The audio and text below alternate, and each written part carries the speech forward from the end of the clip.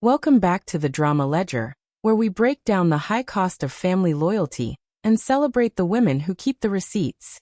If you believe boundaries aren't an option but a necessity, hit that subscribe button, drop a comment with your city, and settle in.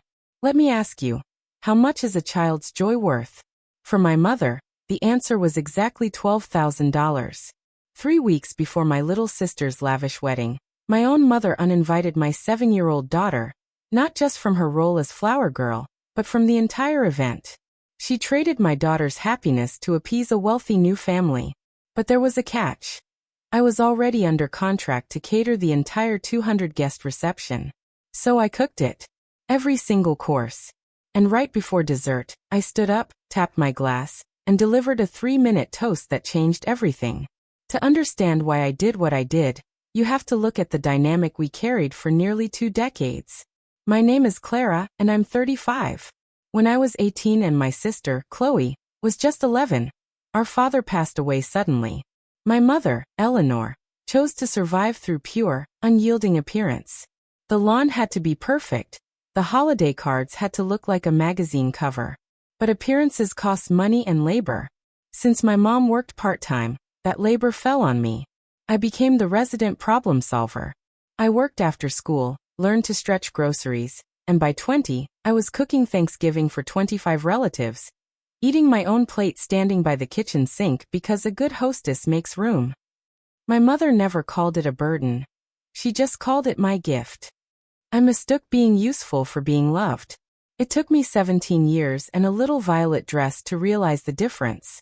Today, I own the Juniper Table, a catering business I built from scratch with calloused hands and a silver delivery van. My right hand is Elena, a brilliant chef who can prep a line faster than anyone I know, and who has a very specific, silent look for my family's antics. I'm a single mom to Nia, my 7-year-old. Nia is a serious, meticulous little soul. She organizes her books by size and practices everything she loves. When my sister Chloe got engaged to Julian Vance, whose family practically owns our entire town's real estate, my mother didn't just celebrate. She ascended into high society. She gripped my arm and whispered, "We are finally walking through the front door, Clara." I wanted my sister to have her dream day. So my wedding gift came in 2 massive parts. Part 1. I cut a check for $8,500 to secure the down payment for the prestigious Oak Ridge Estate barn. Part 2. I agreed to cater the 200-guest, 5-course dinner completely at cost. The corporate contract valued the service at $11,500, but I wrote balance waived, owner's gift at the bottom. Elena gave me her signature look. "That's a month's profit, boss," she said. I replied, "It's for family." The best part of the engagement, though, was when Chloe asked Nia to be her flower girl. Nia took it like a sacred oath. For 2 months, our hallway became a runway. She shredded old magazines into paper petals, practicing her toss every single night after her bath. We bought her a beautiful violet dress with a layered tulle skirt. She discovered she could spin in it, counting out loud until she hit her personal record. 20 spins without falling. Then came the menu tasting in April. The Vance family delegation arrived, led by Julian's grandmother, Beatrice Vance, a matriarch wrapped in silk who traded compliments like strict appraisals. Nia was there, helpfully folding napkins into precise shapes. Beatrice watched Nia, then looked at her own granddaughter, Harper, and said smoothly, "Harper has been the flower girl for 3 Vance weddings. The camera simply adores her on the aisle." A cold draft hit the room. My mother quickly smoothed it over with her favorite proverb. "Well, everyone contributes something to make a wedding beautiful." Later that night, I saw my mother and Beatrice huddled over coffee whispering. My gut twisted, but I brushed it off. I called my mom and Chloe separately the next day to ask if there was any issue with Nia. Both assured me everything was fine. "Don't be paranoid, Clara," my mother said. So I chose to trust them. May was a whirlwind of prep. But 2 things felt wrong. First, during the venue walkthrough, my mother introduced me to the coordinator as the caterer, and only added my daughter as an amused afterthought. Second, my mother's modest wedding budget suddenly experienced a miracle. Suddenly, there was a luxury photodrome crew, a cascading champagne tower, and silk chair covers. When I asked where the funding came from, my mother waved a hand and said, "A mother finds ways." A week before the wedding, Nia wore her violet dress to our commercial kitchen for her final fitting, so it wouldn't wrinkle. She spun on the polished concrete, her face glowing. Elena counted with her, and Nia hit 20 spins again. "I tied my record, Mama," she beamed. I smiled back, hiding the sudden dread blooming in my chest. The next morning, the shoe dropped. My mother called me while I was in the walk-in cooler tracking inventory. In a perfectly casual, scheduling tone, she dropped the bomb. "Oh, Clara, the processional order changed. Harper will be handling the flower girl duties. It's a Vance family tradition, you see. And since the reception is a very sophisticated, adult crowd, we think it's best if Nia sits this one out entirely. We'll get her a sitter. She'll be much happier at home." I went numb. "You're uninviting my daughter?" "Uninviting is so dramatic," my mother scolded. "It's a kindness, really. Everyone gives something to make a wedding beautiful, Clara. Don't make this a scene." Breaking the news to Nia broke a piece of me. I told her the wedding had transitioned to an adults-only party. She sat up straight, nodded like a little professional, and said, "Okay, Mama." But later that night, I heard her sobbing into her pillow, the quiet, muffled crying of a child trying not to be a burden. When I comforted her, she looked at me with red eyes and asked, "Mama, did I do my practice wrong? Did I lose the job?" She thought she had failed a performance review. Over the next few days, Nia quietly put her violet dress away in the back of the closet. She stopped spinning. I pulled the ledger threads until the truth came out. I confronted my sister Chloe at her final dress fitting. Alone in a room full of mirrors, I asked point blank, "What did Beatrice Vance's check actually buy?" Chloe turned pale, burst into tears, and confessed. Beatrice had written our mother a check for $12,000 for the wedding fund under one unspoken condition. Her granddaughter Harper had to be the only flower girl. "Mom said Nia would never find out," Chloe sobbed. "It was just one walk down the aisle, Clara. It didn't seem like it actually cost anything." I looked at my sister and said, "It cost 20 spins. I drove straight to my mother's house." She didn't deny it. Instead, she justified it, claiming the Vances were spending $70,000, and she refused to let our side look like the poor relations who just brought food. She insisted Nia would forget about it by autumn. I didn't scream.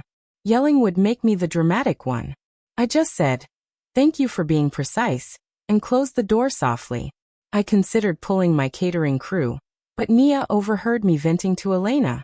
My sweet girl tugged my apron and said, "Don't ruin Aunt Chloe's wedding, Mama. The flowers are going to be so pretty." So I decided I would cook. But I was also going to settle the account. I prepped my toast exactly like a high-stakes service. Typed on index cards, ruthless and precise. I also altered the paperwork. The contract waiving the $11,500 catering fee was labeled, "Waived at settlement." But settlement hadn't happened yet. A gift not yet given can be revoked. I printed a formal invoice for the full amount, net 15 days, and slipped it into a premium cream envelope. The wedding day was flawless. The food was spectacular. Through the kitchen doors, word reached us that Beatrice Vance told her table it was the best culinary experience she'd had in a decade. When she asked who cooked it, my mother replied, "Oh, just a local place we know." At 9 p.m., the speeches began. My mother stood up in her designer dress and ironically declared, "Family is the one thing money can't buy." The room applauded. As the band leader prepared to announce the cake, I stepped through the swinging kitchen doors in my chef's whites. I walked right into the center of the ballroom, took a spoon and tapped my water glass 3 times. The room fell into Pavlovian wedding silence.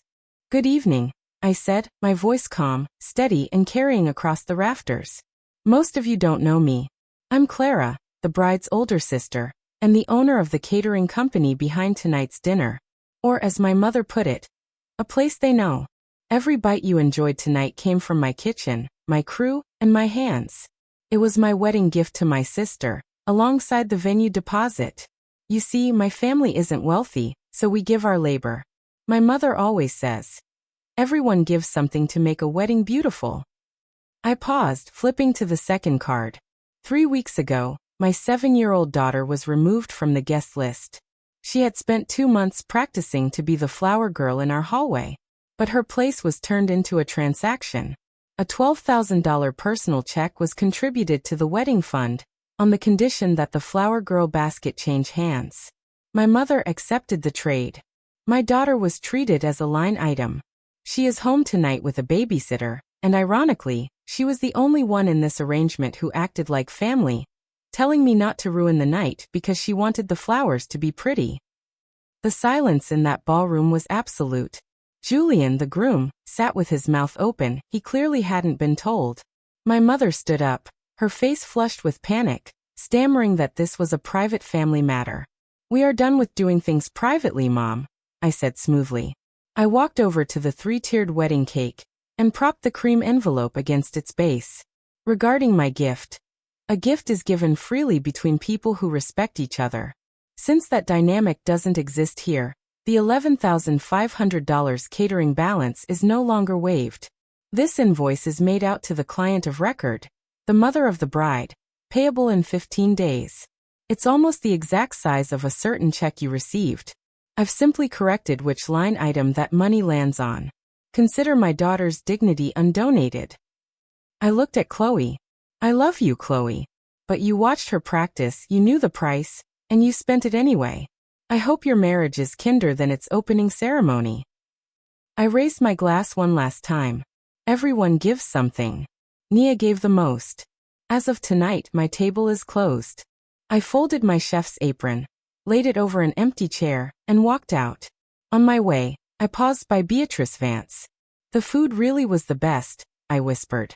"You bought an aisle tonight, Beatrice. But the little girl who practiced for 2 months? You couldn't afford her. Nobody in this room could." She gave me a single, stunned nod of understanding. The aftermath arrived quickly. 11 days later, a wire transfer hit my business account for the exact sum of $11,500. No memo. My mother paid it early, likely funded by a second, quiet check from Beatrice to bury the scandal. My mother hasn't spoken to me since, telling her friends I embarrassed the family. But in a small town, witnesses matter more than names. Half those church ladies started booking their corporate events with the juniper table. My calendar filled up by August. Chloe sent a postcard from her honeymoon writing, "I'm going to apologize to Nia myself when I'm brave enough." The door isn't locked forever for Chloe, but the apology has to happen at eye level with my 7-year-old. That Sunday after the wedding, we hosted our own celebration in the backyard. It was me, Elena, our neighbors, the venue coordinator who asked to attend, and Nia. We set up a long table on the lawn, mowed a perfect aisle in the grass, and Nia put on her violet dress. She walked down that grass aisle, perfectly rationing real flower petals, while 6 adults stood and cheered like she was royalty. Then she planted her feet and spun. She spun past her old record, completely unbothered, laughing on the June grass, and screamed, "25 mama. A new record." That night, as I tucked her in, she looked up and said, "Mama, I didn't do anything wrong." It wasn't a question anymore. It was a fact. If you leave your bill unissued, people will assume your labor, your patience, and your children are free. Standing up in that room was the most loving thing I've ever done. If someone is treating your worth like a line item, take this as your sign to close the table. Thanks for listening to the Drama Ledger. Share this with a mother who needs it, subscribe, and I'll see you in the next story.